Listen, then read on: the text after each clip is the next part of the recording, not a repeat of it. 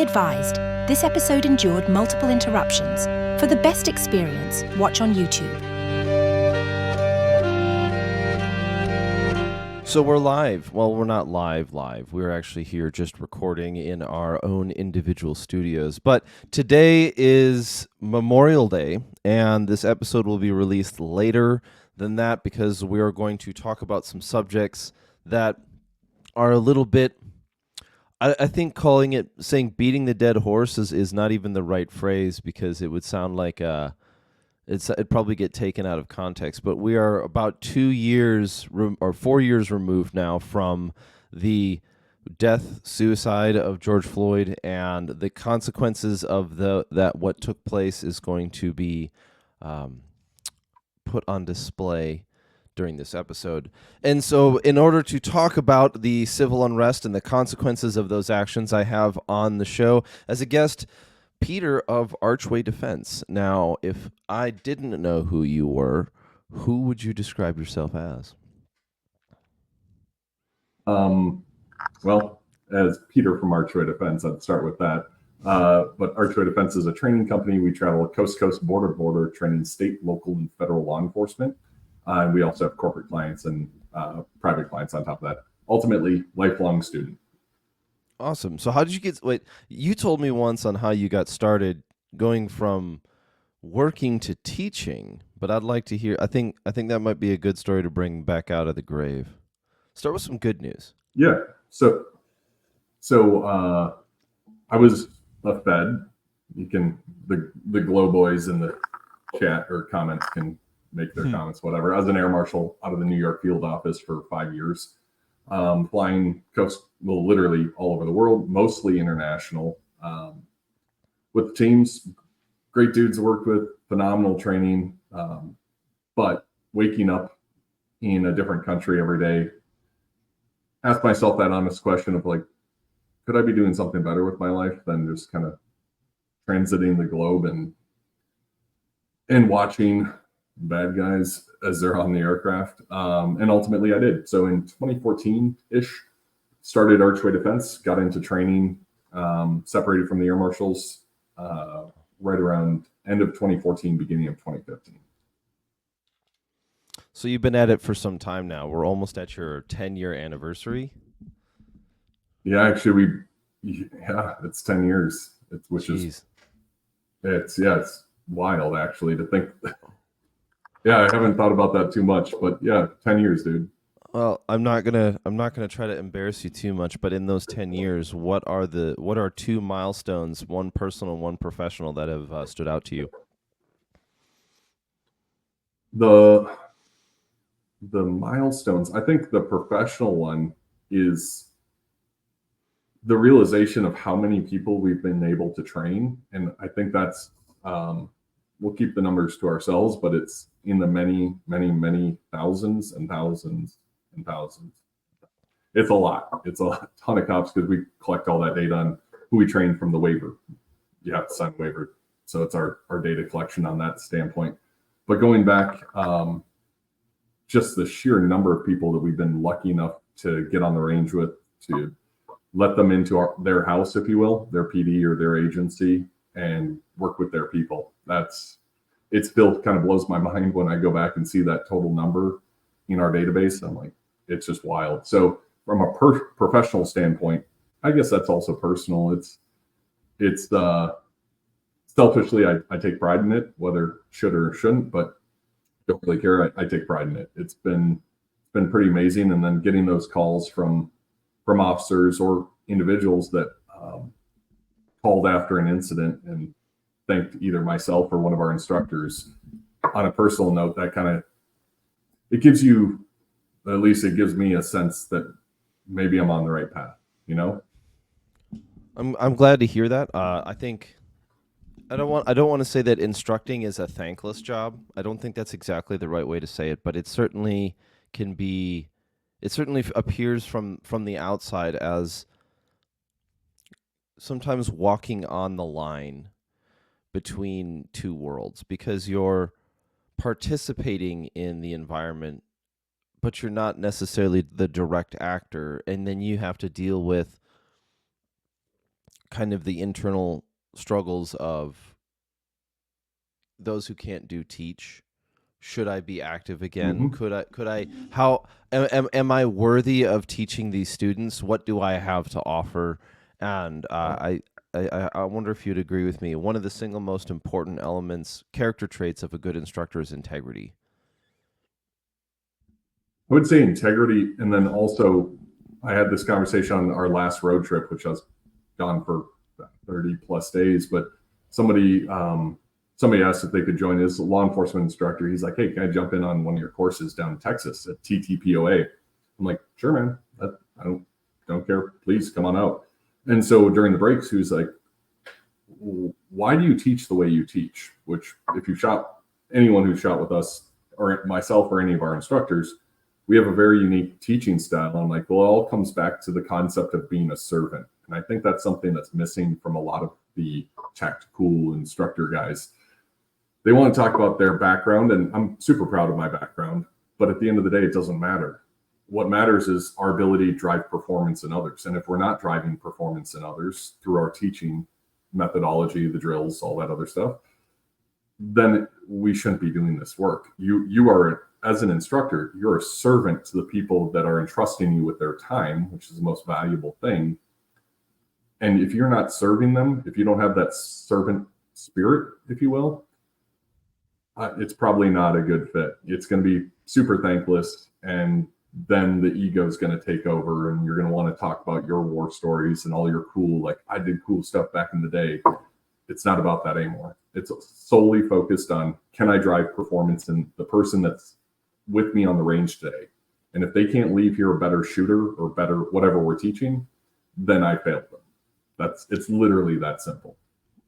So I distinctly remember 2015 SHOT Show being rather different than this last year's SHOT Show, where it seemed like this year, and this is just my own small window of perception, this year seemed like the first year, maybe not the first, but a very clear, definitive year where SHOT Show was no longer about the celebrities.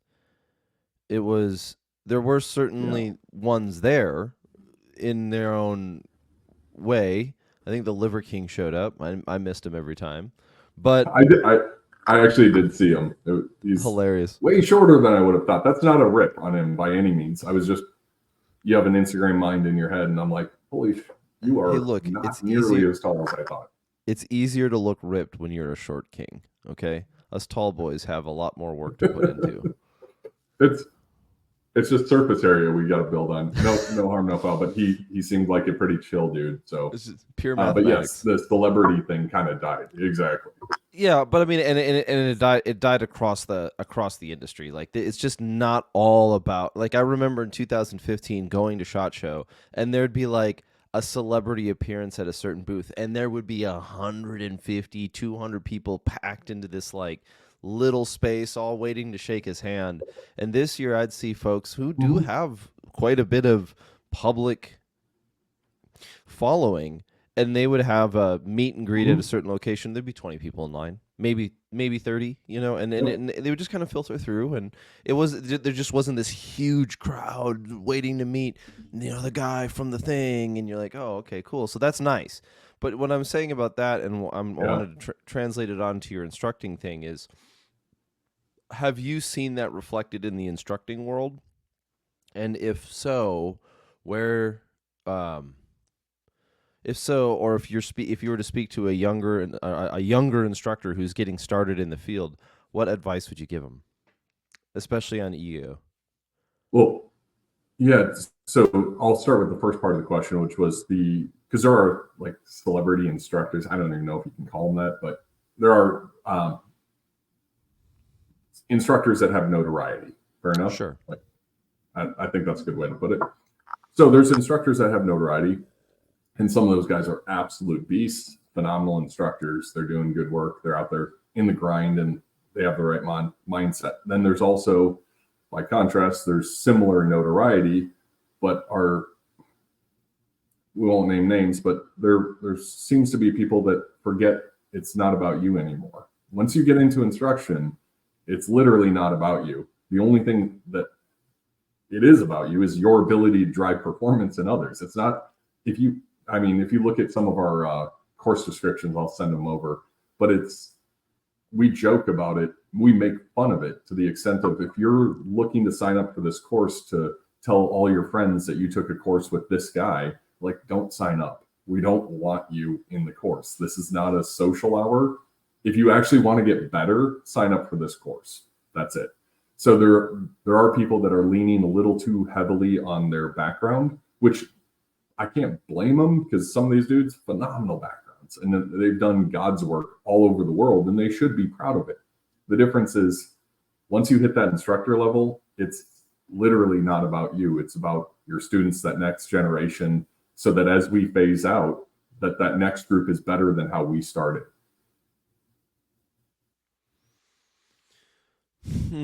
I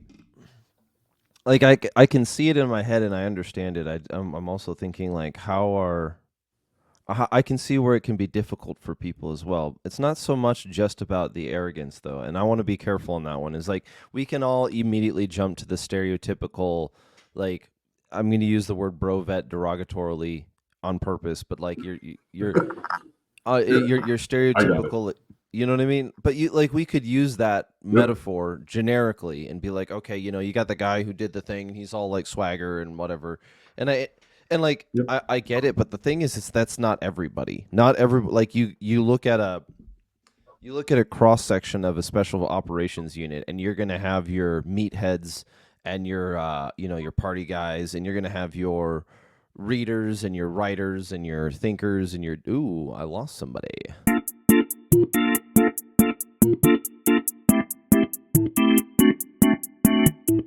Now, I'm very excited to announce the first official sponsor of the Redacted Culture Cast. Obsidian Arms is one of those companies that reflects the many facets of gun culture. Not only are their firearms frequently found on competition fields like USPSA and 3-Gun, but they are a Minnesota-based, U.S.-sourced original equipment manufacturer. Obsidian Arms makes their own punch and tool kits for the amateur and professional gunsmith out of Little Canada, Minnesota, that come with a lifetime warranty. Whether it is fine parts that require a Swiss machine, or you're in the design phase and are looking for an American machine shop that is in tune with the needs of gun culture, go check out Obsidian Arms at obsidianarms.com. Thank you. And now back to the show. You look at any sort of special operations, you're going to have all these different kind of guys. And I want to be careful in saying, like, a mistake that I've had in the past is thinking, well, I'm not like that guy who's all boisterous and bravado and Texas and whatever, or whatever. So I don't really have the same ego issue, and the answer was wrong. You just kept it to yourself. I did, right. And so we're all guilty of it at some point. Yeah, fair, but I think it's just an interesting lesson to kind of get over, where it's the part that really started sticking out was, it's not about you. Not so much in the sense of like putting oneself down, but it's not about me anymore. It's not about, not like I can't tell the story to like try to help convey the idea, but it's just not about me anymore. The goal is to make this person better, because, it doesn't matter if they thought your story was cool if some douchebag is Fortnite dancing over his body, and you're like, that's not okay. And so we want to make sure we kind of keep the right focus when it comes to that part. And I have had you have invited me out to a portion of one of your courses, and I think it reflects very well. So, let's to that point, if I may, the focus, you brought up focus, and the concept of focus, really, it's underappreciated in the sense of this line of work, if you will. So when you remember, and one of the things that I'll say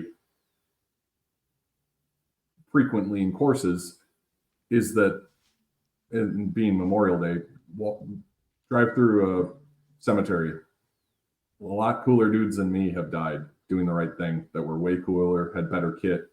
Well, go through a graveyard, and a graveyard gives a lot of clarity on what we're doing, because our time on Earth is limited, right? And we know this is not the end of the story, but you only have a small amount of time. And when you realize that better people than us, I'm pointing at me, have come and gone out of this world, who are way better fighters, way better tacticians, they've done phenomenal warriors. I'll just call them warriors. Phenomenal warriors. Far better than I will likely ever be. They're dead. So when you focus on that, you're like, maybe I should check my freaking ego for a second. Maybe, and this hits home a little bit, the towards the end of our deployment in OIF, we were rotated back to the gear. And I'm not going to tell any war stories, but we were rotated back, and part of our duties while we were waiting for our relief to come, because it was right around the time of the surge in 06, 07.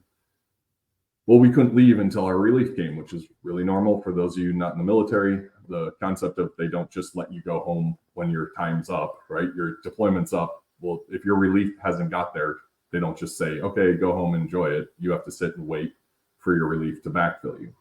So we're doing that. And so we're doing this base security bullshit. But part of our duties, because it was pretty secure, way in the rear with gear, well, it was also the area morgue. So everybody who died got killed in action or accidents, but during that time, right around the surge, a lot of EFPs are going off and just guys in contact. So every night, because we were working night shift, 12 hours in the evening, the planes would fly in, and every night you'd be carrying coffins off a human remain detail. And we did that for a couple months.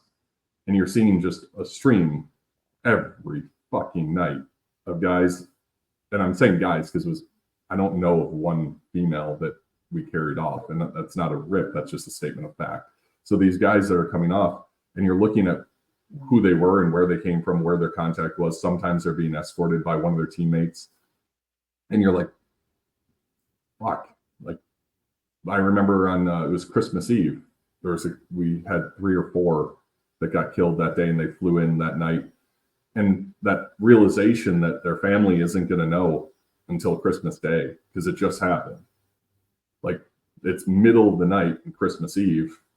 We're dragging their bodies off of a plane to get processed. The Marine Corps goes through the bodies to make sure there's no ordnance stuck in them and all this other horrific stuff. Absolutely horrible job. But we're sitting there like, I go back to those moments pretty often mentally, just to kind of check where my head's at when I'm looking at the next generation of coming up, whether that's training cops or citizens for that matter. It doesn't matter. It's way cooler people than me have died, and they were doing the right thing. They were following the right tactics. They had the right gear. They had all this other stuff. You can do everything right and still die.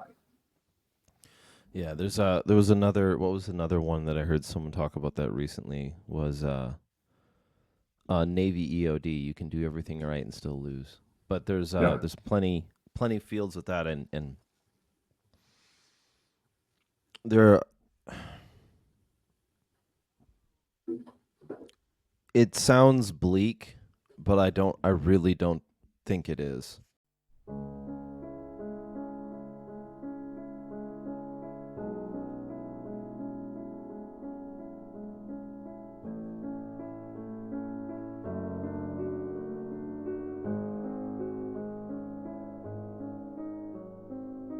I know we've been fighting with some technical difficulties, and it's kind of unfortunate that's happening on Memorial Day, but let's actually get into the meat of what we wanted to have the talk about, and that is that, of course, over this weekend, you've seen plenty of media eulogizing and making a hero out of this George Floyd character, and a consistency that I've discovered across the nation, maybe not discovered, it's not like I'm Magellan or anything like that, but is that those who aren't from Minneapolis oftentimes don't have a very good picture of just how much went down there, just what went on, the scale of destruction, the scale of catastrophe, and the long tail effects of such things. And the way that here's the way to enter into the story and kind of go back into it is, I grew up in Minnesota most of my young life. And then, all of my childhood, basically, and then left for the military at 18, and then moved back to Minneapolis post-military, went to school, got married, and all that kind of stuff in Minneapolis. And my wife and I left Minneapolis a number of years ago for reasons that are somewhat personal and somewhat outside of that. But we went back recently for an event, and um there was a like the tone, the nature, or the tone of the city had completely changed. It was not necessarily chaos, but it was an inverted world. It was there's still like the wreckage of carnage. And I remember, or not remember, but if you drive down through Uptown, which used to be kind of the bustling part of young life, if you're in your 20s and you're making decent money, and you want to go have a really neat nightlife and then also be a hipster and also all these other kind of things, like Uptown is kind of the place to be. But now, the last time we rode through there or drove through there, it was just wreckage and strange murals. It felt It's like, sad. yeah, it actually had a very dark aura over it, like this very like not oppressed feeling, but like something had set in that was uncanny valley. And so, Peter, the summer of love 2020 was quite a like a distinct experience for many of us who live there. How do you remember when you first found out, like first started discovering what was going on? So I was pretty close to proximity to the city. I actually had a place in Uptown before the riots. Thankfully, Okay. I sold that. Well, I still could. But I lived in Uptown for a while, and it was, for those not from the area, you're spot on. Best restaurants, like most amazing place to go out. Super safe. I mean, you might have like one idiot here or there, and by idiot I mean like a drunk guy getting in a fight at a bar. That was Mm-hmm. kind of the worst of it. But shootings, carjackings, any of that other stuff just would not happen in Upton. Well, anyway, so because we're so tied in with law enforcement training, and some of my instructors are in fact Minneapolis cops, or were, so we had insight into what was actually happening in real time from not just Minneapolis, but all the other agencies that were responding to that. Is Doggo okay? She's recovering from surgery, so Ooh, she's high as a kite right now. Speaking of which, actually, let's bring it full circle. She has a fentanyl patch, legitimately. Like, they put a fentanyl patch your on. dog has a fentanyl Not, patch. I've watched. So I've been on the road, as you know, a ton recently, and this poor pup, she's tripping like crazy. But she has fentanyl patch on, and her breathing has been horrible. Huh. Weird. Imagine why. Yeah, weird. Full Yeah. circle.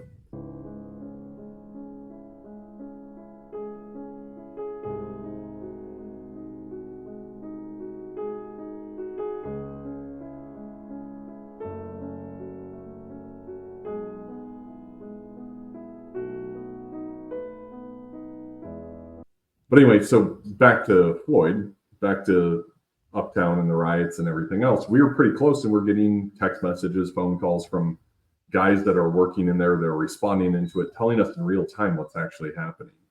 Mm. And it was way worse than anyone has even remotely reported on. It's actually negligent how bad the reporting has been. There was one, I can't remember who came out with it, but it was called The Fall of Minneapolis, and Oh yeah, we watched it. I think we watched it. I know my wife did. I don't know if I actually ended up going through it, but how was that in accuracy? it was good. It was kind of like saying the Titanic hit an ice cube from an old fashioned Oh, in the grand scale. I mean, they did a phenomenal job. At least they were telling the truth.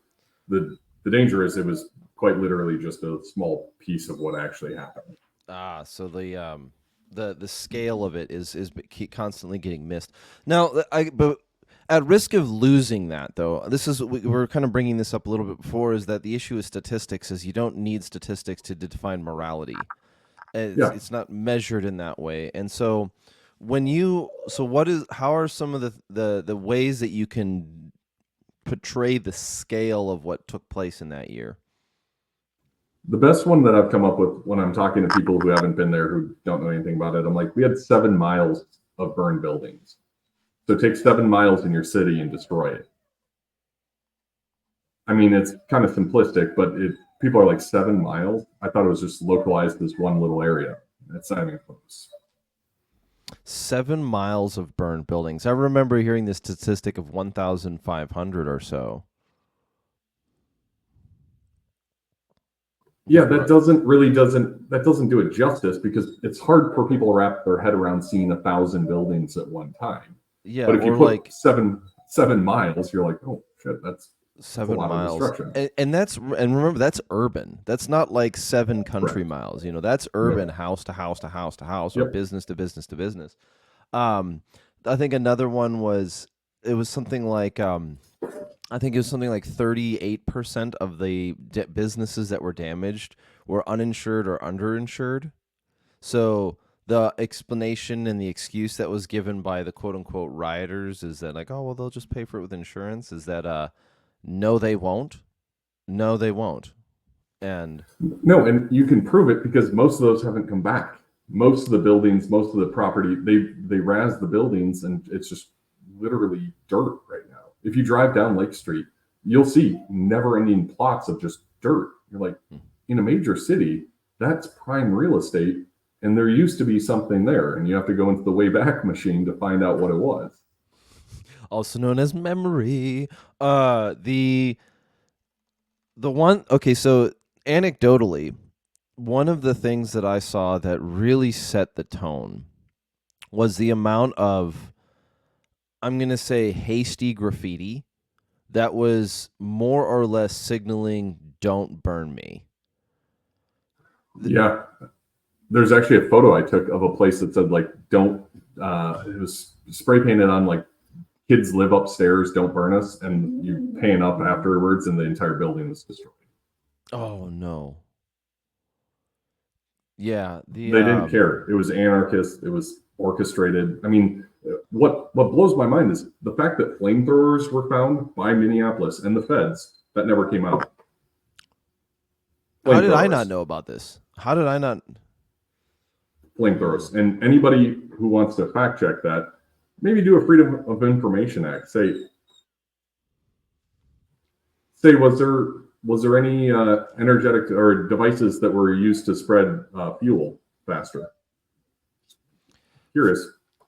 That would be and that'd be an excellent amount of information to release, because it's just the irony of, we're still dealing with anecdotal things, so we need to go back to the beginning. So I became aware of what was going on in Minneapolis, despite having lived there, probably by the end of Tuesday. So Monday was Memorial Day weekend. Monday, I think that was the day that George Floyd died. Am I correct? Yep. And nothing happened that day. It was just people. The video was going viral, and Video was going viral. Yep. That was about it. And then Tuesday, you started getting some pretty sizable protests, and by Tuesday night, there's some buildings that were lit on fire. Am I correct? Oh, I lost your audio. I have to go back to the timeline. I don't know if Tuesday the first building started. I thought that was Wednesday, but let me go back and check. Because it was, I'm pretty sure it was pretty quick. As in, like, Monday, death, Tuesday, protest start. I think only like one building was actually caught on fire, because it was by Wednesday, the 3rd precinct was fully under siege. And if I'm not mistaken, was it Thursday or Wednesday or Thursday that they burned the 3rd precinct? Because I want to say it was a Wednesday, but I could be wrong. I feel a little off on that too. Because we went down there, we ended up bringing a camera and went down to the 3rd precinct when it was on fire, and or right before and up to that point, and we were kind of just to see what was going on in the world, and so but I remember that it could have been Wednesday. That would make sense. Wednesday, I remember Wednesday morning getting on my bike and riding around town. And I can't remember what I was riding around town for, but I was kind of on my motorcycle just tooling about to go kind of look at some stuff, because I had started hearing some things on the news or through social media or whatever, and I went to these locations. because there was that auto zone that was burned, and then there was a residential unit that was burned as well. And from Yeah, there, go ahead. That would be the 28th. It looks like third precinct went up on the 28th. So if you would be 28th of 2020. I think that was Wednesday. I don't want to say, I don't think it happened Tuesday. So it would be I know it didn't happen Tuesday. I think I'm just I'm going back on my calendar here even now. 2020 May. So the 28th of May. The 28th of May is a Thursday of 2020. And it was a Thursday that they burned the third precinct. Yeah. And so another piece that never came out and was the order to let the fifth precinct burn also. And that was Uptown, right? Yeah. So the fifth precinct, the cops were told to abandon third, which they did. But what didn't come out was that the city government told the cops inside the fifth to burn that one, or let them burn it also. Yeah, I remember hearing that. And then they reversed course on that. The fifth got hardened, didn't it? Well, no, the city didn't reverse course on that. The cops inside the building said that we don't care what you. Give me 1 second. It's poor dog. We'll take one more break.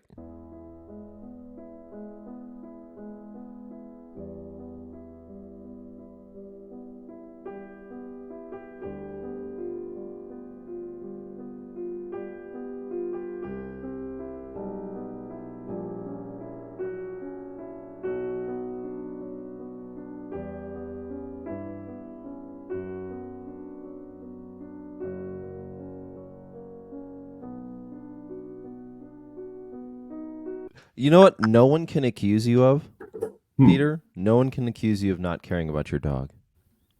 I definitely care about my dog. I've been sitting home with her since the surgery. We actually scheduled courses around her recovery because wanted to make sure she was okay. She's getting close, but it's obviously a little tough. Yeah. So the fifth precinct, going full circle. So what we were talking about with the fifth precinct was what people don't know is the city government. It wasn't the fact that the city said go harden the fifth precinct, then don't give it up. It was literally the cops inside getting the order, and this will come out in an upcoming book, given the order to turn it over to the rioters to appease them, and hoping that would, after they just burned the third, that hopefully that would solve it. And the cops inside, I'm paraphrasing, but said, go fuck yourself. And they chose to violate the order to evacuate it, and they just decided to hold it themselves. That's why the fifth didn't burn. That's the only reason.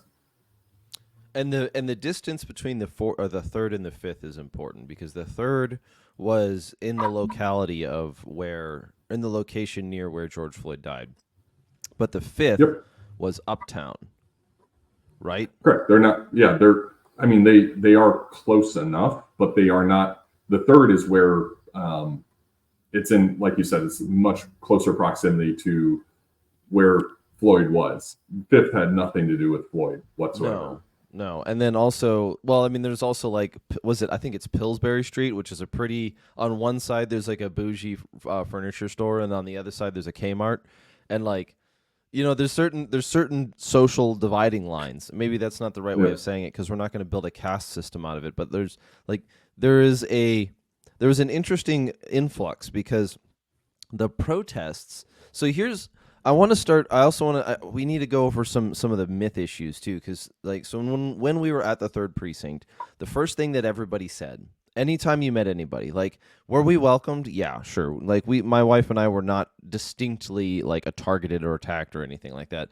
Given we weren't dressed like law enforcement, military, or anything. We were on a motorcycle. You kind of dressed to play the part. She had a camera. It was we were just kind of seeing what was going on. But the introductory question that everybody asked was, "Where are you from?" "Hi, my name is." "Where are you from?" Where are you from? Yeah. which this created a problem because there's this issue that goes on with anytime there's a riot or a protest.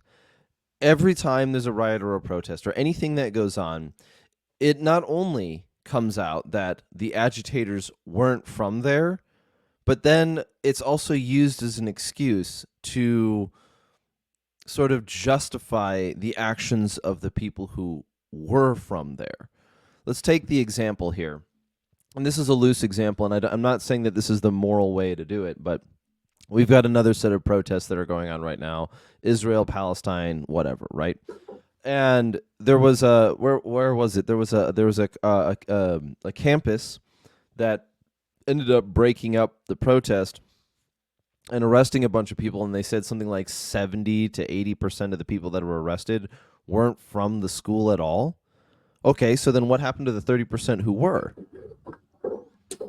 You know, it's not like they're excused. If somebody comes in from out of town to create a problem and I jump into the problem, I don't get to walk away free. And so you were also part of the problem. Exactly. And so I wonder, do you have any insight onto any form of, not even statistics, but like statistics or anecdotes on events and taking place from people who were from Minnesota and people who were not from Minneapolis? Yeah, so there is a bit of a, so yes, there's a couple different pieces. There was one, the arson piece, the burnt buildings, like the destruction of the buildings. So take that and put it in one bucket. Then there was the general like kind of lawlessness and the plus ones that were just there for the ride. They were joining in. So those were pretty local from what I know. Mm-hmm. Then there was the purposeful looters, and those were also mostly local.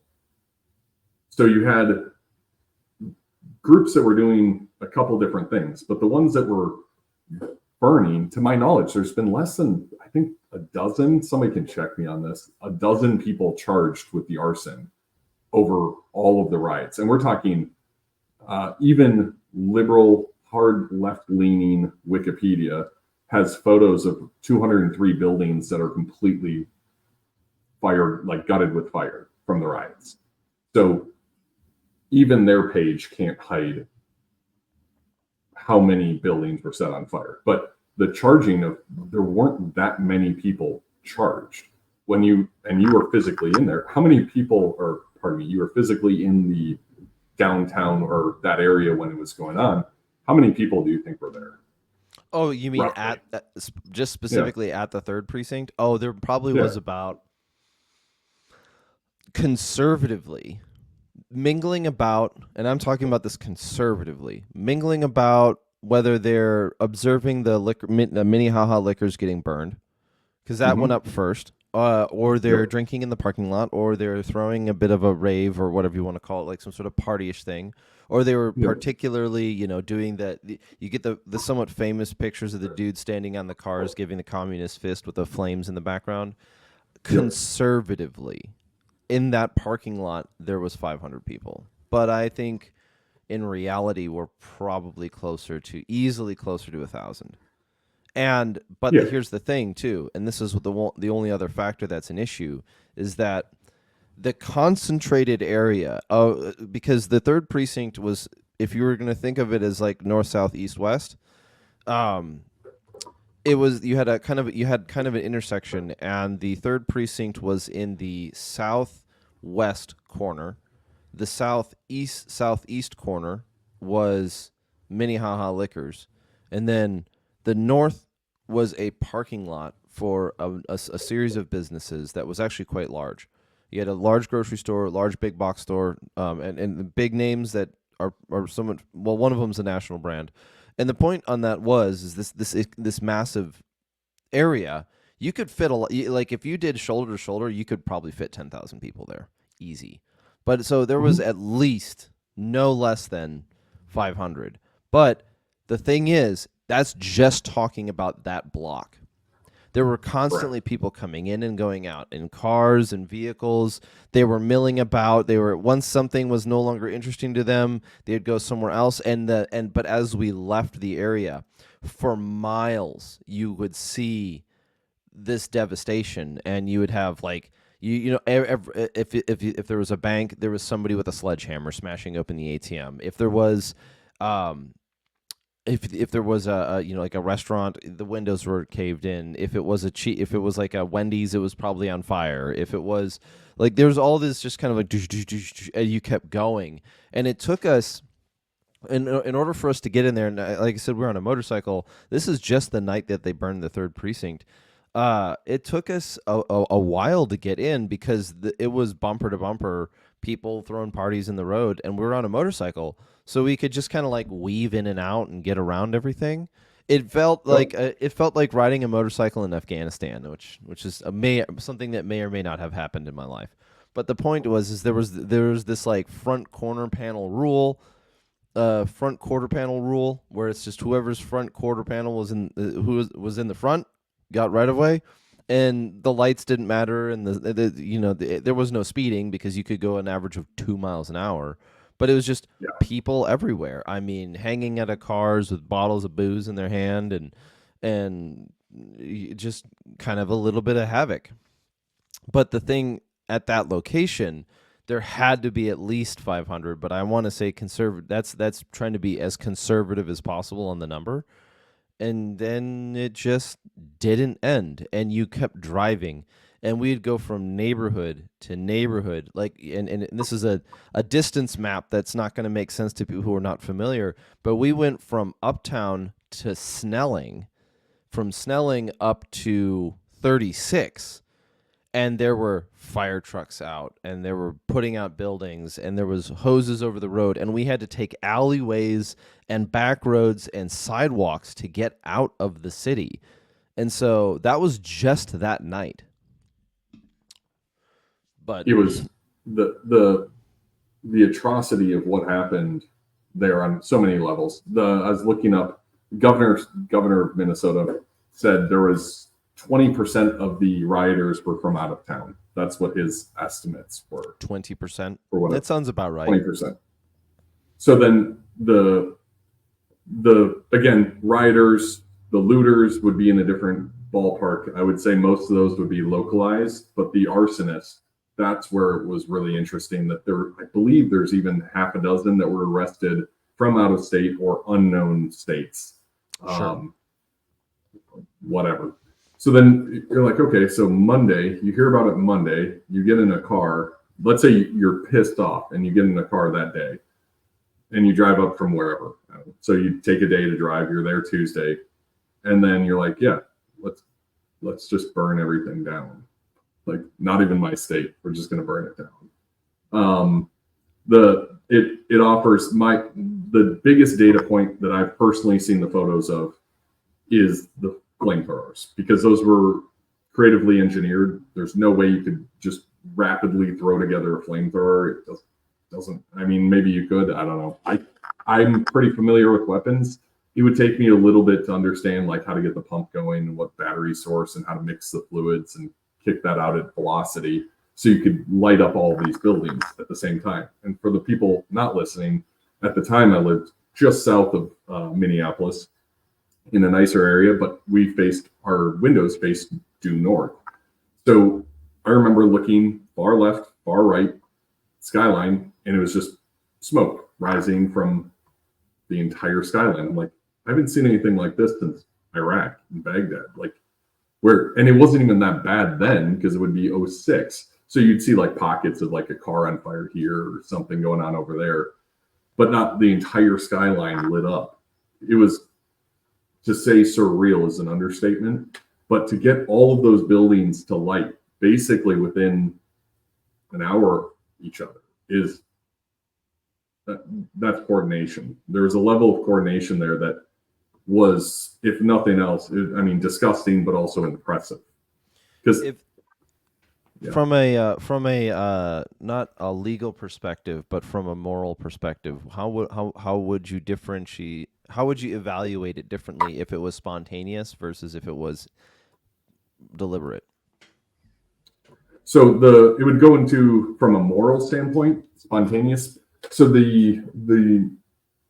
having somebody with the inability or unwillingness to control their own emotions, I'm going to hold that differently than somebody who is methodically malevolent.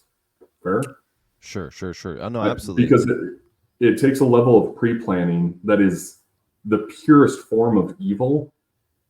And then on top of it, by contrast, I should say, if you were just spontaneously outraged and threw a Molotov cocktail that somebody handed you, which that's a whole different story, but you still gave in to evil at that moment, but you didn't go there with the intent to do exactly that. I'm going to weigh those from a moral standpoint and also a legal standpoint, in a traditional legal sense, that those would be actually weighed differently. And that's why we have first degree murder, first degree homicide, right? Second, third, fourth, because of the factors with the intent of the individual who committed the crime. So both from a legal and a moral, I'm going to weigh those differently. Yeah, from a legal and a moral, we're gonna have to weigh them differently, because we do already with first. Yeah, exactly. I see that, because there is a little bit of a difference for someone getting wrapped up into a thing, but the thing about it that isn't true, that is not true, a counterfactual would be, oh well, I was just spontaneously involved, so I'm not morally responsible. It's like no. You still supported a movement. Culpable. You still supported a movement that burned people out of their businesses and helped transfer wealth to a very small amount of people for malicious intent and funded Still projects. Happening. Oh, of course it is. Still happening. So phase 2, I think I'm starting to think of the riots a little bit in phases. Now, okay. and just in Minneapolis, right? So phase 1 was very much so death to the end of the 3rd precinct. That was pretty much phase 1. That was build up and then event. Phase 2 was the prolonged experience of protest during the day, looting during the night, protest during the day, rioting and looting during the night. And that was a very different experience. And I want to one of the points that was worth illustrating on that is there wasn't really good OPSEC done. If you know what OPSEC is because of reasons. So for those not listening, operational security. So it's concept of like, it's not telling everybody what you're doing, right? So correct. Like let's just say Peter and I are on a SWAT team, right? Well, we're on a SWAT team, and our job, and we're with a super important counter terrorism task force. If I get on, or even better, like we're Navy SEALs, right? If I were to get onto Twitter the day before, we're gonna go raid Bin Laden and be like, Bin Laden be lacking, we're gonna go get him tomorrow. You know what I mean? Like, there's going to be somebody there who's watching the Twitter, and they're going to send Bin Laden like, "Hey man, SEALs say they're coming for you tomorrow." That would be a failure in OPSEC, right? If we were going to do something nefarious, like rob a bank, and someone and one of us goes on Instagram and takes a picture of that bank with like, "Hey, we're going to breach this door." Or like that front door look weak kind of thing. Like it essentially telegraph that we're going to go do it. That would be poor OPSEC. We're deploying to crit in 3 days. Whatever it is, right? And so social media was a very useful tool at the time because certain groups couldn't keep their mouth shut about what they were doing. And so you could just follow them. But the thing that was so devious about it was, at one point in time, I remember coming across their own conversation, or I was monitoring it, and the chatter went from, "Hey, where are we gonna riot? Where are we gonna loot tonight?" to this place is hardened, we can't hit there. Let's go residential. Mm-hmm. There was huge shift. That you're spot on. That there was a huge shift in. Even for those of you not again from Minnesota, there's the Mall of America, which is a huge mall, one of the biggest malls, 45 million visitors a year, some massive number. Huge mall. Look it up if you've never been there. Whatever. There's a roller coaster inside. There's a full amusement park in the middle of it. So anyway, the police department that was there, I was in contact with a couple of guys, and they're like, "Yep, we've hardened the mall. We're not going to let them burn it down, because they knew that it was moving around. So they were putting up Jersey barriers at all the entrances. They were locking the doors. Cops pre-positioned fire extinguishers, all this other stuff. They already knew that pre-attack surveillance, like from a terrorist planning cycle, pre-attack surveillance was already happening. Dry runs were happening, and they were disrupting that planning cycle, saying this is hard. We can't go burn, because it was burn Mall of America, burn this one, burn that, right? Well, then the governor finally brought out the National Guard, and the orders were Capitol doesn't burn and the governor's mansion doesn't burn above everything else. And I have that on authority from guys who are actually there. Those were their orders given. Everything else, these won't burn. So it was his house, dirtbag, and the Capitol. He's like, nothing else will burn. Was it no? Isn't the governor's mansion though also a very historical building? It's not specifically like it's not the governor's house, so to speak. It's kind of it's like a mansion. It's a historical mansion. Gorgeous building, by the way. Mm-hmm. But of all the prioritization of work, right? Like in military, we have prioritization of work. The governor's mansion is not a institution of government. No. It is a residence that is a bonus to that office while you're serving your term. Mm-hmm. So once people started realizing, law enforcement in the suburbs around started realizing how bad this was getting, because they were sending people up there and they were trying to help. And then the cancer started spreading away. Once everything was looted and destroyed and burned in Minneapolis, they started looking elsewhere. So the big concern was, we're going to go to the residential neighborhoods. I mean, you could get a really good deal on Facebook Marketplace for unused AirPods. You could get great deals on all things. So it took, I don't know if you know, the Uptown Apple store, I believe it took 3 days to break that glass. Really good glass.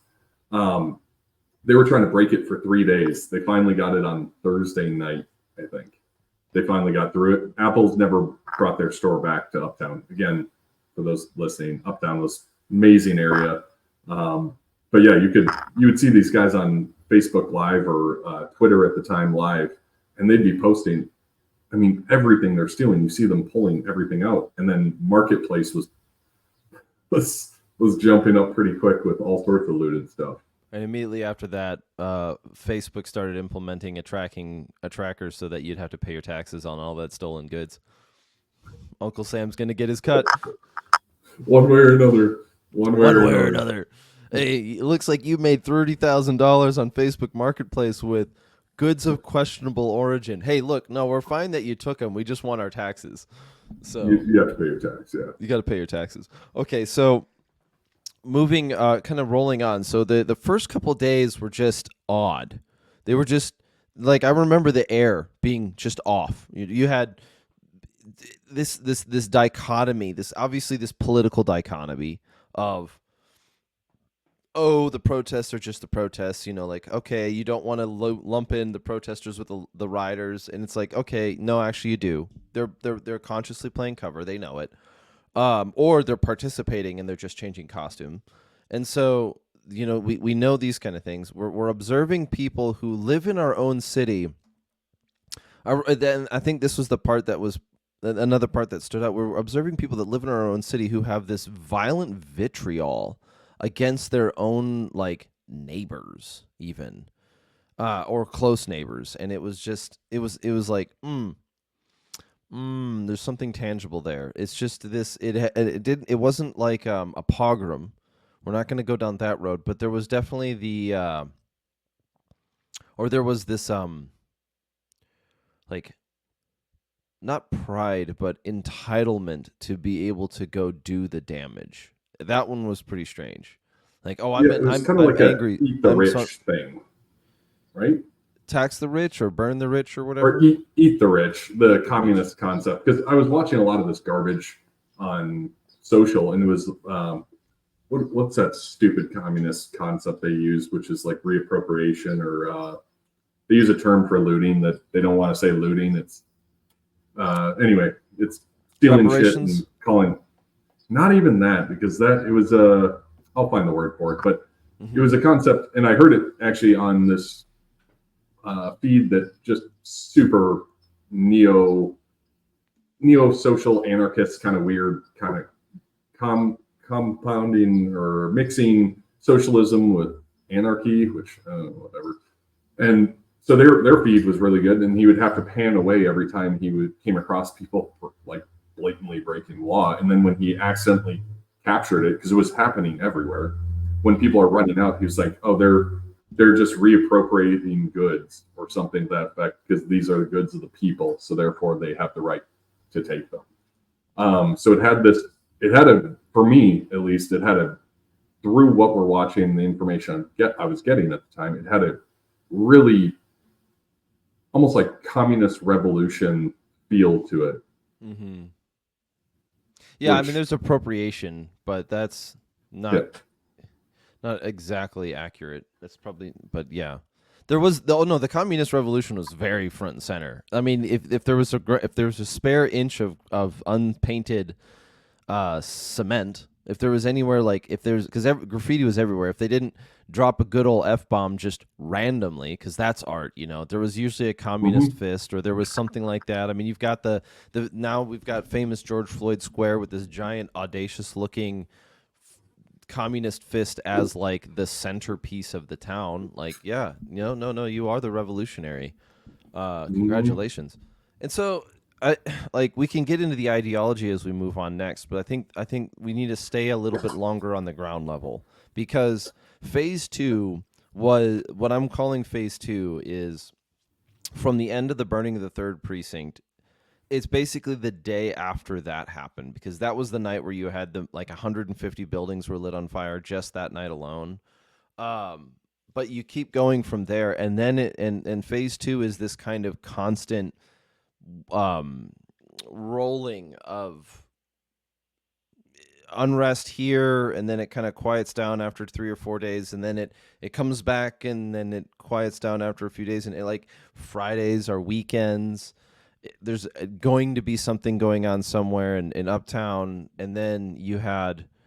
So, like, I really have to go back to this kind of ebb and flow feeling where it was almost like a breathing, like a contraction of the lungs. This, like, okay, during the week everyone kind of rests, and then the weekend it all happens again, and then during the week it, like, nothing happens on a Wednesday, and then boom, it happens again, and 4th of July, and there's concern about nefarious activities going on. And I think it was another thing that happened to this Uptown area, or to Uptown, is that it became a battleground for different criminal activity. Like, I remember, I think I was meeting a friend at a restaurant there, and like while we were there, someone got shot or stabbed in the hallway, in the alleyway behind the place, and it wasn't a very lethal wound, as far as I understand, but it was just like, and no one changed pace, and it wasn't entertaining either. So no, I think that's the saddest part about Minneapolis, because it used to be such a cool place, was to watch the collapse happen so quickly. I refuse to believe, and this could be whatever, but I refuse to believe it was all completely spontaneous. It just, the orchestration and the collapse and the speed in which the collapse happened, to me, it seemed of orchestration. And then the ensuing turf war, as you're talking about, would naturally happen, because for those that don't know, Uptown, you were never allowed to get away with stupid stuff in Uptown. Like, the PD would hammer that. There are certain areas of Minneapolis where historically they would just protect those areas, because you have good stores, good businesses, companies have headquarters in that area or in the different areas of Minneapolis.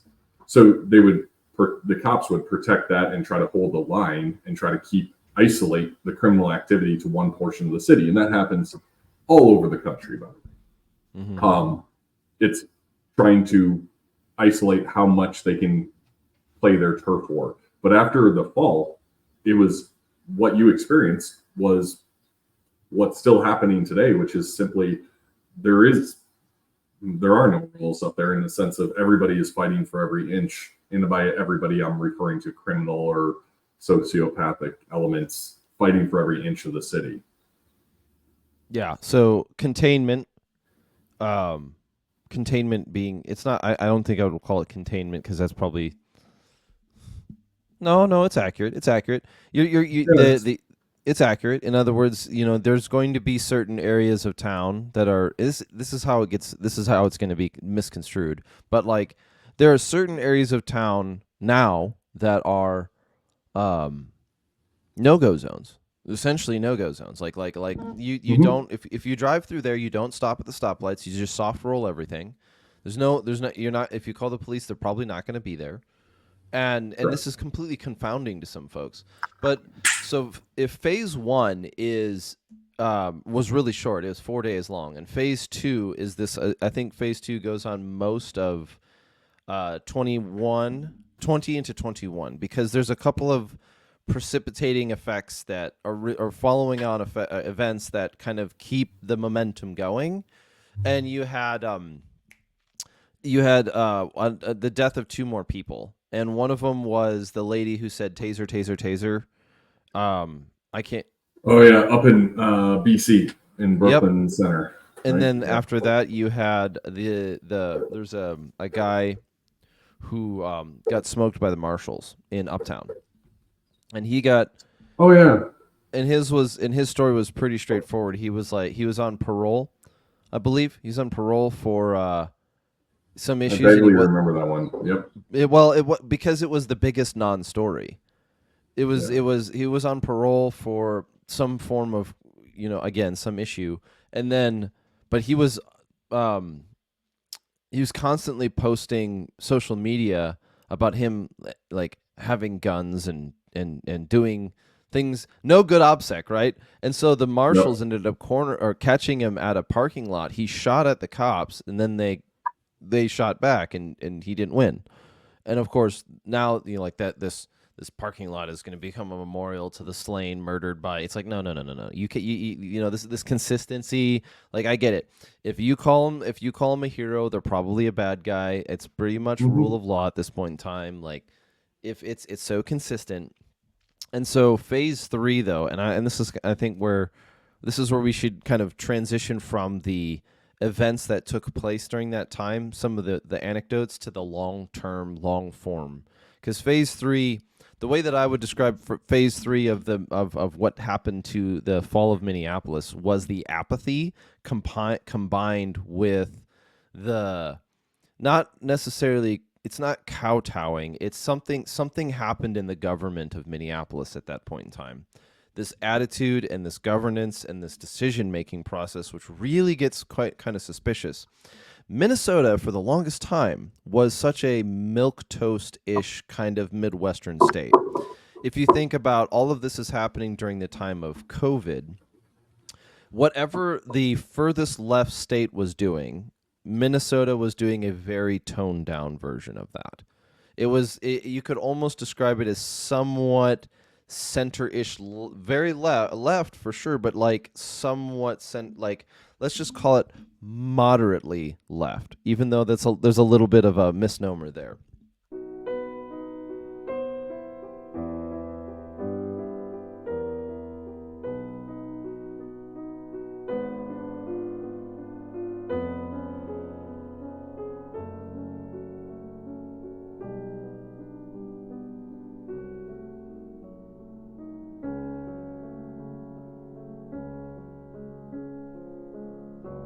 My descriptions are phase 1, Floyd to burning, phase 2, burning through 21, and phase 3 is the after effect. And so I was describing it as like the kind of politics of Minneapolis government and Minnesota government was distinctly left wing, but it wasn't extremely left wing. It wasn't like California at the time. But there was before George Floyd, and then there was after, and by 2022. The politics of the Minneapolis city and then the state being driven by the Twin Cities launched far, far left, where earlier it was like a toned down version of it. Let's look at like a couple of examples would be the COVID response. Yeah, sure, there was hypocrisy. there were some issues going on. There were lockdowns, but the lockdowns were not nearly as tyrannical as other states. By the end of what happened in 2021 and into 2022, you saw this complete shift as far left as we've almost seen, where they're competing with states like Washington and California for policies that could range from free college education for illegal immigrants or whatever to no questions asked surgery transition surgeries for children to all these hot button topics that kind of took center stage after the season of the season of fire. You had it didn't like calm down. And now the crime and the issue with the violence that's been going on is that, like you were saying earlier, it's not contained anymore. Now, No. How would we approach that? That's an interesting problem, because how do you solve it? Nobody's going to like this. I do go to the data a bit on this. And so if you look at the migration, not immigration, but migration through states for Minnesota specifically, I was completely wrong on this. I thought that after the riots and the destruction of Minneapolis and all the other insanity, I'm like, there's no way Minnesota is going to go more liberal than it is. And I was completely wrong. So complete transparency, I missed the boat on that. But what I wasn't looking at, the net migration of Minnesota, our population has basically been flat-ish, maybe plus or minus 10,000 people per year, but that doesn't tell the story. So you have to go in to look at the net migration by household income.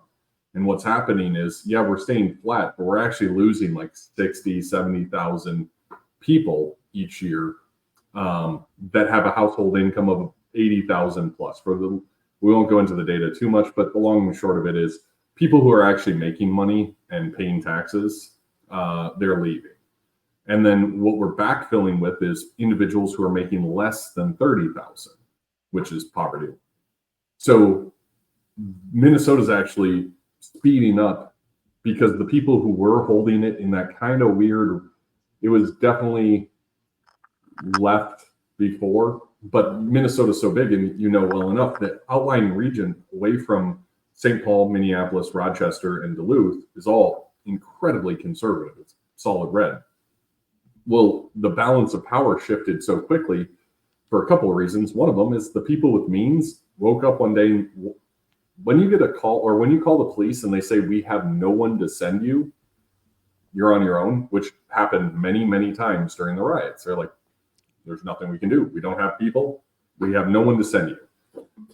That wakes you up pretty quick to say, you know what, maybe I don't want to raise my kids here. Maybe I don't want to work here. Don't want to live here. Maybe this isn't the place for me. And what happened is, and we've had it with our own family. I mean, you're literally one of them.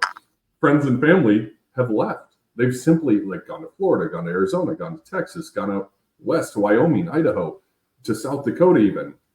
Our tax burden is one of the highest in the country's top 5 total tax burden. So you take high taxes plus a fallen city with a appeasement of that fallen city. And some people, it was just too much to take and they're like, I'm out. So they left. Can't blame them at all. Well, the problem is that balance of power, that shift in the votes has turned it from a middle of the road, definitely left-leaning state to it just went into hyperdrive, hyper woke. I don't even want to call them Democrats anymore, because old school Democrats of like the 70s and 80s would be considered right wing by today's standard. Well, the study, or not the study, but the publication was already made that Obama would be considered right wing now. Yeah. Even though he was against. Yeah, he went on like traditional marriage, and he went on. There's clips of him talking about marriages between a man and a woman. There's clips of Obama saying we need to like shut down the border and only legal immigration. We're a nation of immigrants, right? but only legal. This is taking jobs away from American people. He said all this stuff at State of the Union. They're taking their jobs. They're taking their jobs, like the South Park classic. But Obama said that. That's how flippin' insane this has gotten. So you fast forward to where we are, and I really do appreciate your breakdown of this, because I was looking at it like phase one. Okay, the time Floyd died to the buildings burning. Then phase two was right after the burning. But I'm looking at a couple of days. You're taking a more 10,000 foot approach of what the fallout of it. And I actually like this. With your permission, I'm going to steal that concept, because it does frame it a lot better in the aftermath, the immediate aftermath of Floyd. Then going on the kind of constant lawlessness. Then the phase three, which is the socialist revolution that is in the state. And if you don't, people who don't pay attention to Minnesota politics, because there's no reason, garbage. There was a bill, like 1,400-page bill, they gave to the House 45 minutes before the end of the session. 1,400 pages. So Dems built a bill, and you can look this up. It's 1,500 pages. And they wouldn't allow any debate on it. They shut it down, put it up for a vote, because they only had 45 minutes. You're like, what? Wait, you put a bill in front of the House, and you won't allow the minority party, which is the Republicans, by only a couple seats, to even debate it, to discuss it. They're like, nope, doesn't matter. We have the votes. We're going to push it through. And they did. This just happened like a week ago. So the communist revolution in Minnesota is already happening. There's the sales tax is going to like 10% in Hennepin County, just sales tax. Oh, dude, it's Minnesota. I'm going to say this, and this will hurt a lot of people's feelings. If you voted for this, I hope you never leave this state. Like, if you voted for the collapse of this state, you should not be allowed to flee and bring your cancer, kind of like the Californians were doing. You shouldn't be allowed to leave this. Just stay there, stay in Minneapolis, sleep in the bed that you made, because it's like Minnesota's absolute hot garbage right now. So there's I think something that needs to be brought up on that too, and I want to talk about this concept of lawlessness. Now, this is going away from the specific anecdotal lawlessness that we've observed in this environment alone, but to a broader, not really a 30,000 foot view, but I'll use an example of it. At one point in time, and it was well after, right? So 2020, Summer of Love, big election. January 2021, no one cares anymore about what's happening in Minneapolis or Minnesota, because everything is January 6th. The politics of that have completely stolen the optics away from everything that's going on. Sure, people are this, and I want to kind of take it. I'm trying to not necessarily just do pure partisanship on this issue, but let's remember that the rioting and looting and especially the rioting and looting was still happening in 2021 in Minnesota. Year and some change after. Like, you would still have dumpster fires, and your local CVS was looted on Fridays, so you had to make sure you got your whatever drugs you're picking up from the pharmacy on Thursday, and so on and so forth. But the kind of the distinction that's coming on here is, at one point in time, I remember there being a total of 2 squads on for the city of Minneapolis at night. You could do whatever you wanted. You could go anywhere. You still can. Well, I'm hoping to a slightly lesser extent, but no, it's actually worse now. It's literally, look at the numbers. It's worse. We've trained Minneapolis PD. We know a ton of Minneapolis cops. Some of our instructors are former Minneapolis cops. Minneapolis, and there's some, God bless the cops that are still actually doing the job right now, because they are saints. And I mean this in the most, think about, they're going to work knowing that the Moriarty, the Hennepin County attorney, which is absolute trash, which is also a Sherlock Holmes villain. I know that. I'm like, did somebody script this? Documented money from Soros, and people can be like, oh, that's a conspiracy theory. At this point, you're an idiot if you're saying that. They have Soros. It was an equation. He simply said, presidential elections, ROI isn't really good, but ROI on county attorneys, phenomenal ROI if I want to destroy a country. Phenomenal. I mean, and more power, not more power. Yeah, respect to the guy for being as evil of a devil as he is, because he's calculated. I mean, he's an absolute threat. Evo. Like, but Moriarty. So anyway, going back to the cops, think about most people in the country. If you're like, hey, you're going to go to work, and if you make a mistake at work, a well-meaning mistake, but it's still a mistake, and you go to prison, is there a chance that if you make a well-meaning mistake at your job, you could go to prison? And most people can't even fathom that at their own work. Well, Minneapolis cops are literally juggling that right now and still doing the job. So it blows my mind. It's important to do some due diligence or ask a fair question. Is most people's jobs don't involve the potentiality of loss of life as a particular component to the job. So it's not. There certainly is the antagonist approach, but how would you respond to something like that? So yeah, they've never experienced I'll go a step further. So why do cops enforce laws, right? Do they make them up? No, their laws are passed by elected officials, allegedly. When people are mad about cops enforcing laws, you're like, you do know that those things that the statutes that are written by someone else, likely lobbyists at this point, and are passed by your representatives. You never blame the representatives for the horrible laws that you're mad at the police for enforcing. Now, there's a culpability on spirit of the law, letter of the law, that cops aren't just blindly accepting any stupid rule or law that comes down, that they have a duty to uphold the Constitution. They don't swear allegiance to the governor or the House or the Senate. It's to the Constitution, right? So constitutionally sound laws, they do enforce. Well, the problem is, at this point, we have cops enforcing laws made by politicians. Let's just take Minnesota. And then the people in Minnesota, the citizens of Minnesota who elect the politicians who made the laws that the cops are enforcing, don't blame the politicians. They blame the cops for enforcing it.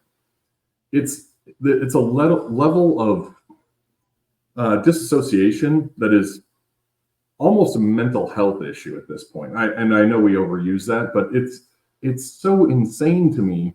From a law enforcement, my degrees are in law enforcement and criminal justice from the state of Minnesota, so I'm very familiar with Minnesota criminal statute, and it blows my mind that none of it hasn't crossed their mind that all these laws that cops are enforcing that are, quote, racist, right? Because that's always the thing, it's always racist, are written by people that you keep electing, and then you're mad that the cops keep enforcing these laws. And I'm kind of rambling, but it's so frustrating. I don't understand the disconnect from the selective outrage, but the selective outrage at the enforcement arm versus the legislative arm. So if you want to go Bolshevik about it, it's always somebody else's problem. You've seen Chernobyl, right? The 6-part miniseries in Chernobyl. You remember at the end of the first episode, everyone's sitting in that bunker in the basement, and they're all the conversation is doing two things at the same time. One, the party is saying that no, the reactor didn't melt down because the party says that's impossible, and they were figuring out who was going to be hit, who was going to take the blame. So two things they were doing Orwell's doublespeak. It's not melting down, but if it were, it's his fault. And he's like, it's not my fault, it's his fault, right?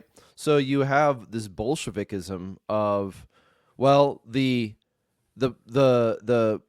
officer enforces the law, which is he willingly participating in a system like let's use this 1,400-page bill that was dropped. What happens if that includes persecution of churches? Well, I mean, it's just the law, I'm just following the orders. Like, okay, there's an issue there. Nope. And then ordinary men, that's not an excuse. Yep. And the politician, the person who's writing it, this is lawlessness right here. The 45-minute publishing or forcing a vote on a bill 45 minutes before or after it's read, it's barely even introduced. And it wasn't even published, by the way. It wasn't published online where you can see the bills. Like you can see, oh, I'm just a bill, right? And go through the process. It wasn't even, no citizen could read this. Yeah, well, they weren't allowed to read it. So in other words, it's moot. It should be moot. It doesn't matter. Your $1,400, like, oh well, we signed it in the law. I don't care. You just throw it in the trash can, and might as well.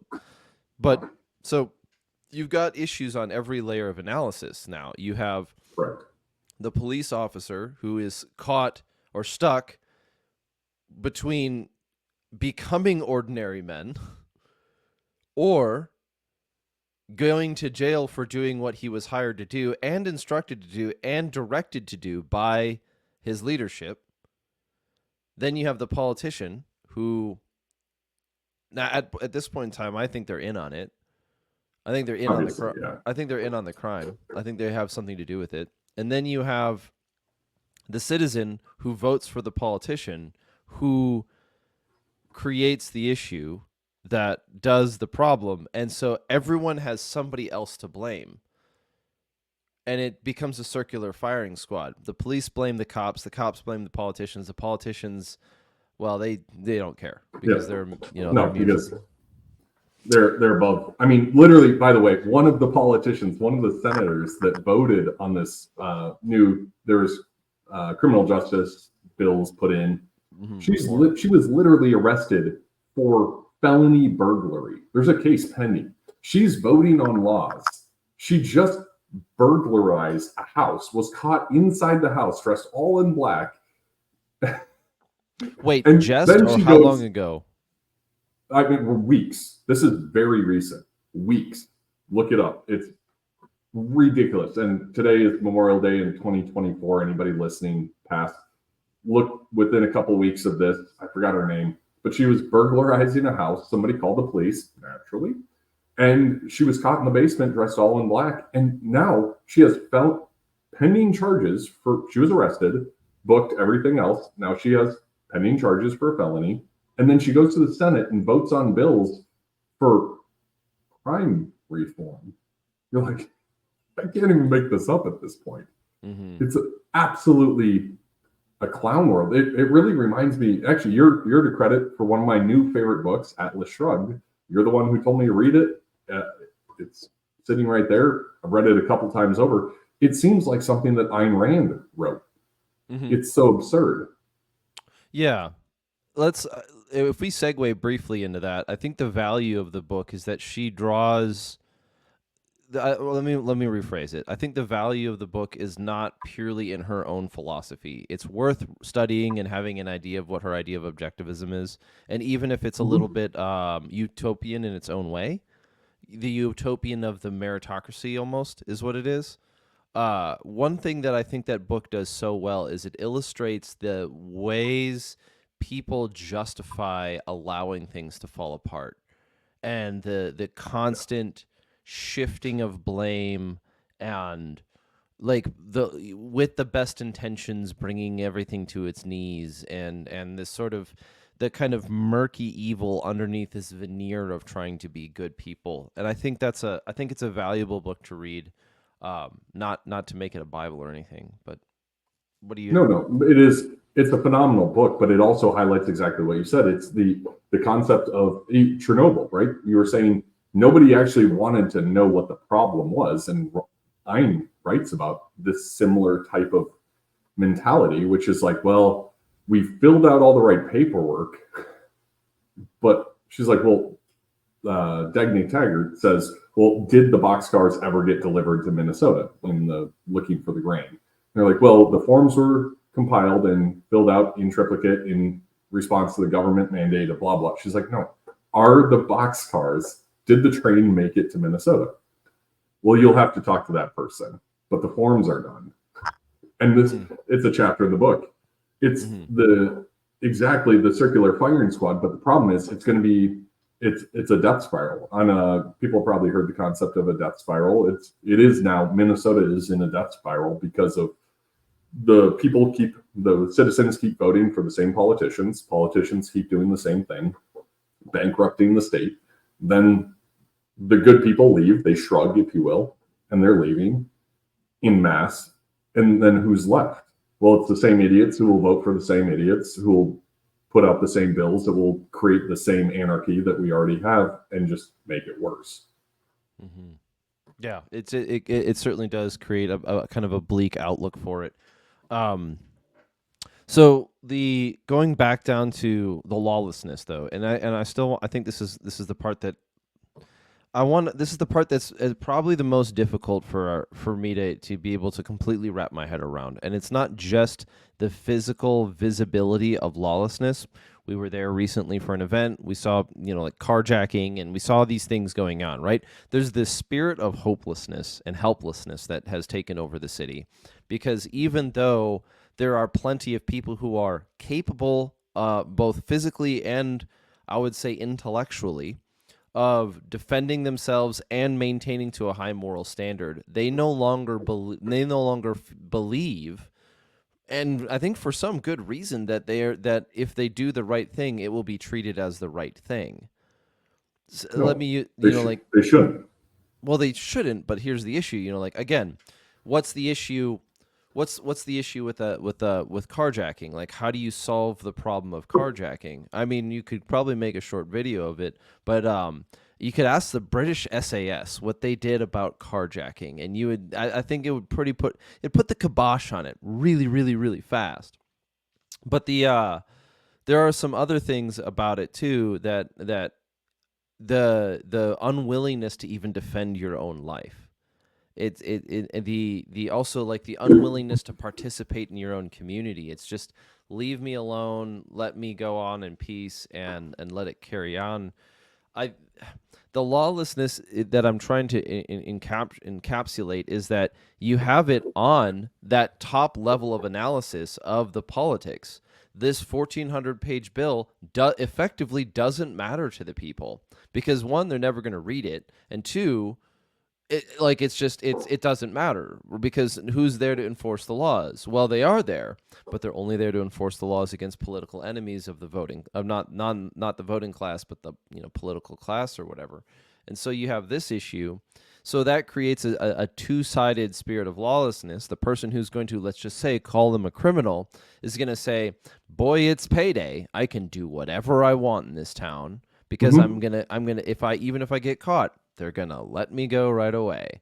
And then the person who you would want like a boomer con to say is a law-abiding citizen is going to be tied to the spirit of it's hopeless. And so it's hopeless or there is no rule of law anymore. It's just chaos. And both of those, it's like a two-sided, it's not a two-sided coin. It's not even a double-edged knife. Both for everybody who's involved, it's worse, except for the criminal. Correct. The criminal and the politicians, because they don't feel the pain of any of the decisions that they make. They're isolated from it. So the spirit of lawlessness, perfect example. I mean, this is anecdotal, but hear me out. Minnesota has tabs, and some states register vehicles differently, but the tabs are color coded in Minnesota. The number of tabs that I've seen from like 2022 and 2023, people just don't care anymore. And we're seeing it continually happen. And these are not like poor people. These are normal suburban people who are like, why would I pay for my tabs anymore? I mean, you're not enforcing the laws, so why should I follow them? And that, the consent, I think the biggest conversation to have is the consent of the governed. I would have never thought in my lifetime we would come to a point where we would have a discussion about whether or not the consent of the governed is a valid argument at this point, right? Candidly, I think it is, because the government has no power except that which is the consent of the governed. And at some point you say, well, you're derelict in every aspect of your work, so why should we continue to support this? By this, I mean the local government and the never-ending laws and regulations that seem to float out of nowhere 45 minutes before the end of the session and get passed without a debate. But the consent of the governed, we're actually playing a double negative, we're a double game here, because in insofar as we understand, the consent of the governed is being upheld because they're getting who they voted for. Well, so sure, you can make the argument. The danger is the consent of the governed. Would that include that the balance of power would exist? Is that the consent of the governed? The governed don't always want a balance of power. Well, I agree. Communists never want a balance of power. They want power for themselves, which is why they throw through 1,500 page bills without letting any debate or legislative process take place. So we don't live in a democracy. Like a true democracy is the most vile concept. It's nothing more than mob rule, because 51% of the people in a true democracy could say, I don't get to live in my house anymore. And if you have 51% of the vote, I get kicked out of my house. Well, that's not how it works. We have a constitutional republic using a democratic process through our elected representatives representing the will of the people in their region. The problem is that we've come to a point where the politicians aren't following the laws. There are laws that they're breaking through the legislative process by not allowing open debate to be heard by the opposition party. So is the consent of the government, let's split it in half. 51% voted for the Communist Party of Minnesota and 49% voted for the other guys that are barely opposition to the Communist Party of Minnesota. Well, what if the population is 5 million, and it's over that, but for the sake of easy math, it's 5 million. So 2.4 million people. Is the consent of the governed there if they know the legislative laws are not being followed in the sense of how the legislative body is passing laws? I mean, is that really the consent of the governed?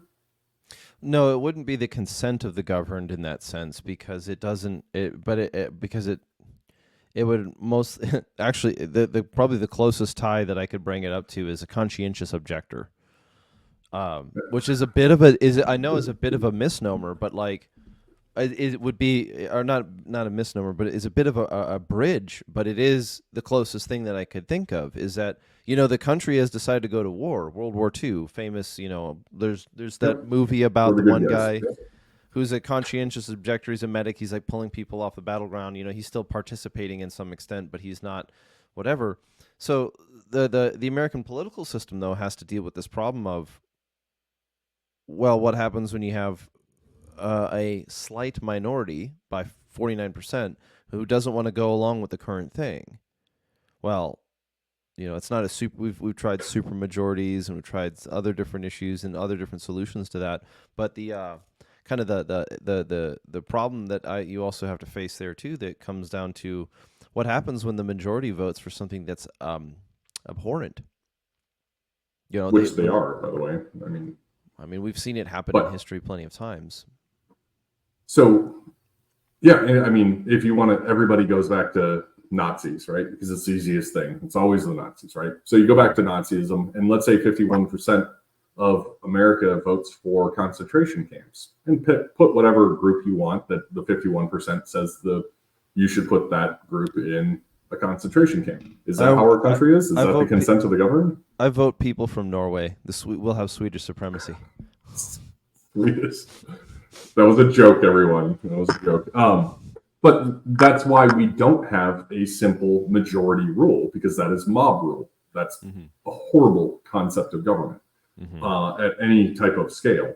So the conscientious objector, and what's ultimately happening is what I call, right or wrong, balkanization, which goes back to that earlier concept of people like yourself, and candidly, people like me and my wife. We're like, we're done. Well, it happened on a micro scale too. How many people moved out of the Twin Cities, right? They moved out into bedroom communities. They moved into the Iron Range. They moved into Wisconsin. They scattered. It's like post post 2008 economic collapse, difficulties in timing, people moved back into the cities. They contracted around work. And then 2000 by and then in 2020 or 2020 into 2021 and then so on and so forth, they starburst out from Minneapolis to the rural communities again to get away from the issues that they were dealing with in the cities. So it's not an end all be all. It's just kind of a continual process. Okay, so I think we need to start wrapping up a little bit here, but I want to I want to close on some practicality because we've been going a little bit longer than I expected. Okay, and so let's do it this way. Giving 2 examples of people that you could encounter, and both of them will use this issue of Minneapolis on the ground. If you're talking about somebody who's one of them is a police officer who works. One of them is a police officer. What would be your best advice outside of tactics, let's call it, for a police officer to make them more effective in their arena, especially if they were dealing with this compromising situation? So outside of the obvious tactic, like you said, and are you referring to just Minneapolis or any law enforcement officer? I think we could do any law enforcement, but I wanted to stick within the context of you are in an environment where you do not feel like you always have the support of whatever your leadership structure is, particularly the political side, where you have to walk a bit of a tightrope between enforcement and, let's call it not neglect, but self-defense. I don't know. Self-preservation, because that's the conversation we've had candidly in a ton of courses over the past year of like, hey, I know that I've hesitated, and I'm saying I as in the person telling me this information. I have hesitated on a call because of the demographic of the suspect, knowing that I shouldn't have done that. That I purposely dialed back my response, knowing that I was wrong, but I didn't do what I knew I should have done, in the sense of I should have stopped that suspect. I should have been more aggressive with that suspect, but I waited for it to get to the point where it was so bad that there's no question of whether or not I was justified. That is insanely dangerous. And this wasn't Minneapolis. I'll tell a different story, not to out the individuals, but there was a officer involved shooting. It was a justified, all on body camera, everybody documented, etc. Suspect with a firearm, known felon, etc., pulled the gun on a cop, shot at the police officer shot back, killed the suspect, right? Blatantly clear shooting. Well, the problem is the next squad up, and this is on camera, and I'm not going to say the jurisdiction, but it's in a liberal state. They, on camera, stayed in their car looking at the cop who was on scene, like, the suspect is this demographic. Is this a good shoot? If it's not, our names are going to be attached as soon as we step out of the squad and help. And they actually debated this in their head. This is how bad, like, people have no fucking idea of how bad this is getting. This is how you collapse a country. I apologize for being so vulgar, but it blows my mind. And the worst part, when this officer told me this story, who was there, I was pissed, but I couldn't blame him. And that's what burned me to no level of like, that's absolutely horrific on every single level of professional policing since Sir Robert Peel. That is garbage on every level. And then at the exact same time, I'm like, I can't blame him. Because if they get out of the car and if they help their friend, they will be wrapped up into the... Yep, exactly. And that, if you want to talk about scary, like, I don't use the word scary. That is a scary situation for the country, because if cops are more fearful of their own government, the government that they're candidly propping up, because they are the enforcement arm of government. They have the monopoly on violence. If they're scared of what would happen to them by doing the job that the government, the elected officials, told them through regulations and laws and statutes to go enforce, If they're hesitant to do that simply based on the demographic of the suspect, where is this heading specifically? And this is, by the way, very unique only to liberal states. I travel, my guys travel to coast to coast, border to border. This is not happening in hyper red states because they're pro law enforcement. They're like, do the right thing, follow the law, keep it on camera, blah, blah, blah. If somebody's shooting at the police or harming the innocent victim, go do your job. That's what you're getting paid for, and we'll back you. And that's what happens.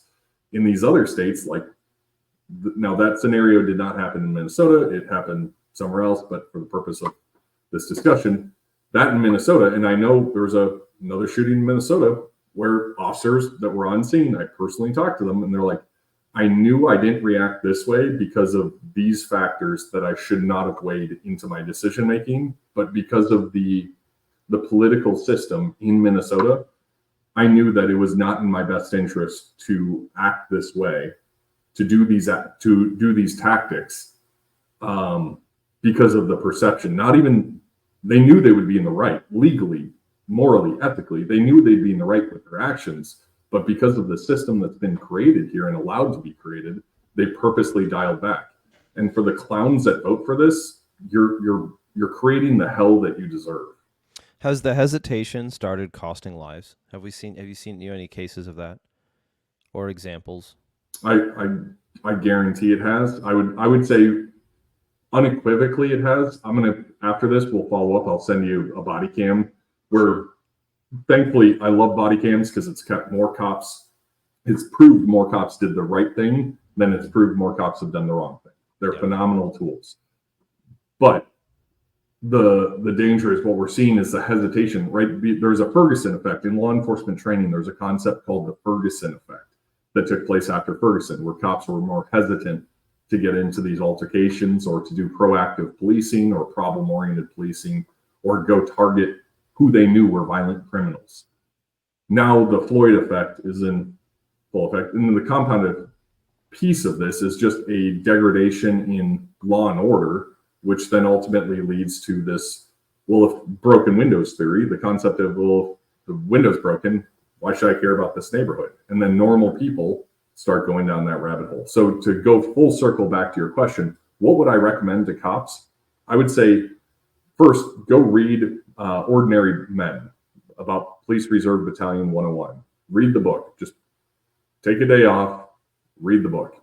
It'll talk about ordinary men who went and carried out the clearing operations or the Holocaust for Nazi Germany. They went and shot thousands of people and put them in ditches because they were following orders.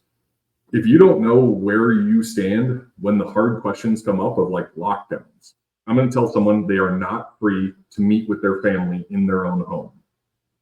If you don't have moral clarity on that, or a legal clarity even, you should get out of law enforcement. It's not for you because you will become an ordinary man. You don't have the moral fortitude to do the job that's required of you, which is to protect the Constitution, not to protect the politicians.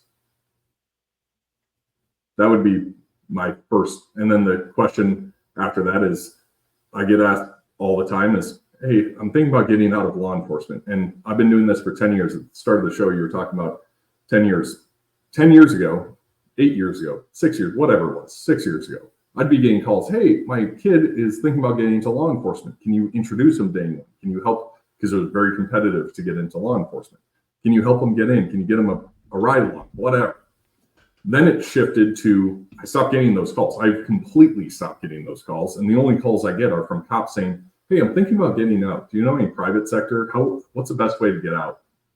Or that's the worst version. The best version is, hey, I'm leaving the state. What other PDs could I laterally transfer to that would take me?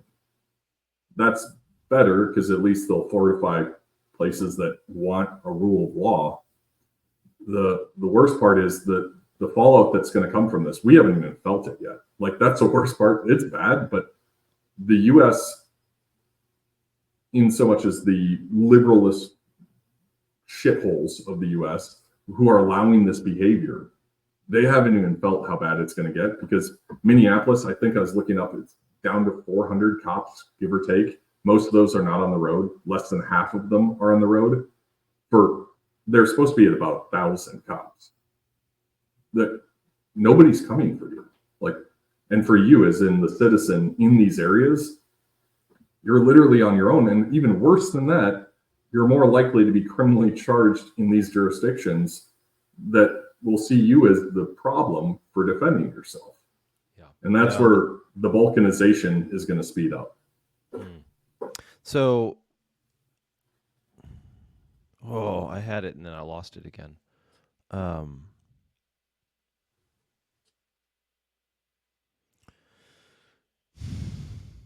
trying to retrieve this question that I started formulating, but you enraptured me with your speech. Sorry. Sorry. I'm not. By the way, I'm not happy about any of this. This is no, none of us are. This is disgusting at every level. There's a point dug into the issues with. Okay, I got it back. All right. So you said if you are not able to put down where your line in the sand is. I'm paraphrasing, by the way. If you're not able to put down where your line in the sand is when it comes to the enforcement of law, and you work in law enforcement, then you should find a new profession, because you need to be proactive about where your morality stands. And I think many of us would have put the line in the sand of closing up churches and not letting people attend religious institutions. But the summer of 2020 and into 2021, you could not go to church, but you could burn down a Wendy's. You could commit in the communist religion, but you couldn't participate in your Christian religion. And so, sure, that was an interesting time. And so the question, here's the concern: the person, and this is loosely my opinion, the person who does not have that line in the sand, who has not already started considering it, is going to be one of two people. They are either going to be profoundly arrogant and think, oh, they don't need to listen to you. I'm just going to carry on. I'll be fine. I need my job. I need my work. And this is whatever. I'm good enough. I'm hot shit. Fine. Or they're going to be someone who goes, you know what? I haven't thought of that before. The moral composure question, right? So you're going to have one person who's maliciously ignorant, who has chosen to remain in the safety of indecision, or undefined morality, and they're gonna and you can't fix that guy. But if you were to encounter a student, an individual who's saying, you know what, I don't know if I have the moral composure to stand up to tyranny when my finances and my family's well-being is at stake, but I want to know, I want to figure out how. I want to build that, specifically that character. How do you have a recommendation or a direction to send them? Yeah, and this is going to sound really weird. It's two-part. One, it's if you don't believe in a higher power, I'm a Christian. I believe in Jesus Christ, right? Yeah. Been to the tombs in Israel, and his name's spoken every day on every continent all across the globe. And I don't remember who my fifth grandfather back was. I don't know his name.